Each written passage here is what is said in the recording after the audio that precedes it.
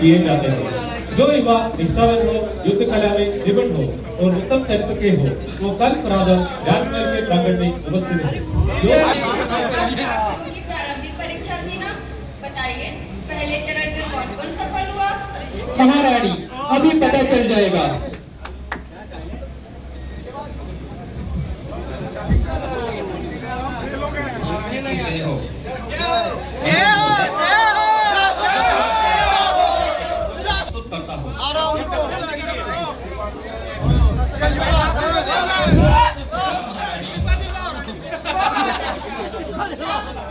मंत्री जी, अब इन्हें राजगुरु के संरक्षण में अगले चरण के प्रशिक्षण के लिए भेज दिया जाए। जैसी आज्ञा महारानी। गुरुदेव, अब इन दोनों को आपके ज्ञान और अनुभव का लाभ मिलना चाहिए। कोई चिंता नहीं, ये दोनों एक कुशल सारथी बन जाएंगे।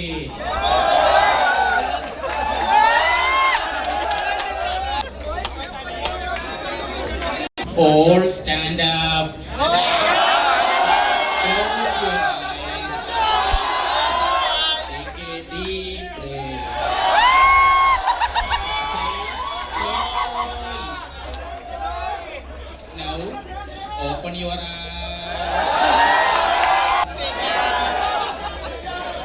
बताओ, एक रथ में कितने पहिए होते हैं? बहुत बढ़िया। तुमसे ऐसा तरीका बताता हूँ जो जिंदगी भर नहीं भूलोगे। हमारे धर्म में 4 वेद है, ऋग्वेद, यजुर्वेद, सामवेद, अथर्ववेद। जब वेद 4 है तो रथ के पहिए भी 4। अब भूलोगे तो नहीं?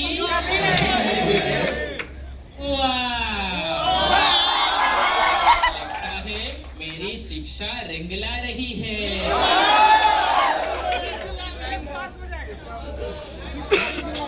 गुरुदेव, कैसे चल रहा है? बहुत अच्छा मंत्री जी, दोनों प्रतिभाशाली है। मंत्री महोदय, मेरे पिताजी का अभी देहांत हो गया। मुझे एक हफ्ते की छुट्टी दे दीजिए। महोदय, अब कुछ ही दिन में मेरा देहांत हुआ है।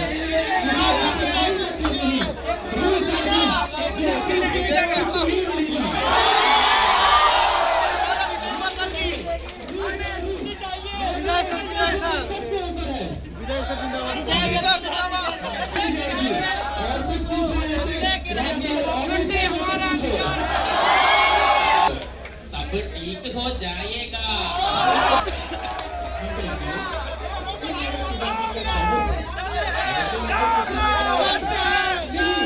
सिर्फ शब्द दिखाने से काम नहीं चलेगा। सर्टिफिकेट, विलेज ऑफिसर की रिपोर्ट,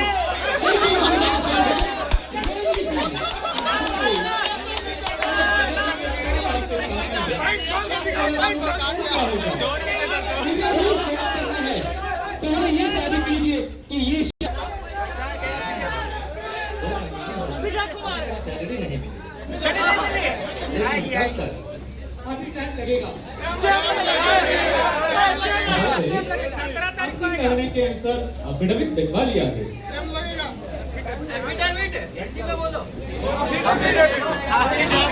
अब तो छुट्टी मिल जाएगी। नहीं, इस पर तहसीलदार का सील नहीं है।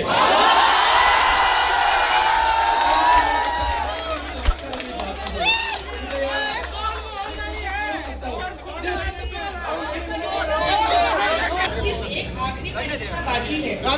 जो इसमें सफल होगा वही इस राजमहल का मुख्य सारथी बनेगा।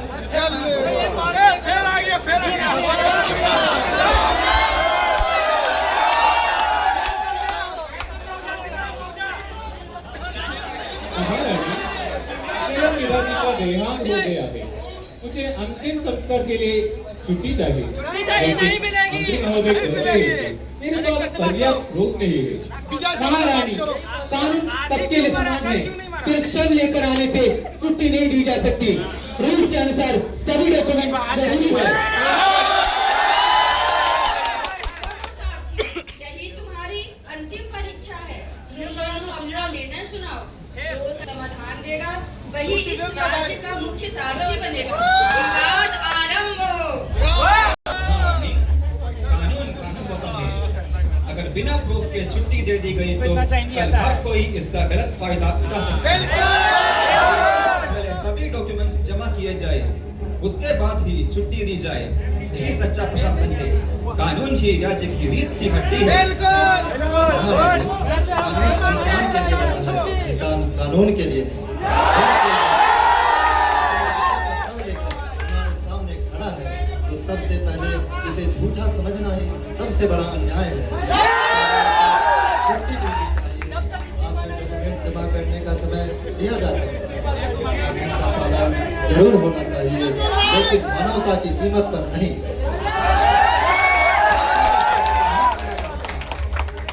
मशीन बना देता है। मानवता को कुचलने लगे, इसे समय के साथ बदल देना है।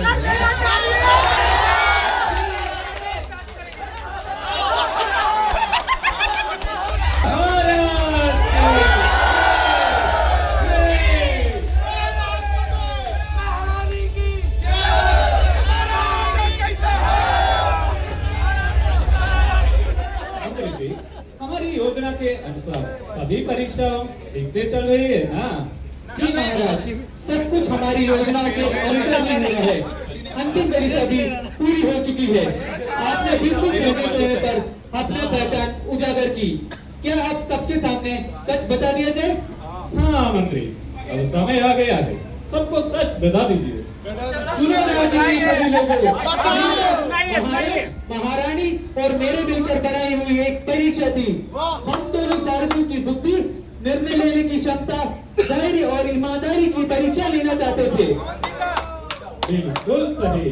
जो कुछ भी हुआ सब हमारी योजना का ही हिस्सा था। हम देखना चाहता था कि कठिन परिस्थितियों में ये दोनों सारथी कैसे सोचते हैं, कैसे निर्णय लेते हैं और कितने धैर्य और दृढ़ता के साथ अपने कर्तव्य को निभाते हैं। जी महाराज, इसी उद्देश्य से हमने जानबूझकर इनका वेतन कुछ समय के लिए रोक दिया था। और महाराज, व्यक्ति का देश धारण करके इनकी अंतिम परीक्षा ली। अब समय आ गया है कि इस परीक्षा का परिणाम घोषित किया जाए। महाराज, कृपया अपना निर्णय सुनाइए। आज मैंने दो दृष्टिकोण देखे। एक ने सिर्फ कानून देखा, दूसरे ने कानून के साथ इंसानियत को भी देखा। एक उत्तम सारथी सिर्फ रथ नहीं चलाता, वो अपने राजा के विचारों और राज्य के मूल्यों को भी आगे बढ़ाता है। कानून आवश्यक है, लेकिन मानवता से रहित कानून न्याय नहीं हो सकता। तुम इस परीक्षा में सफल हुए हो।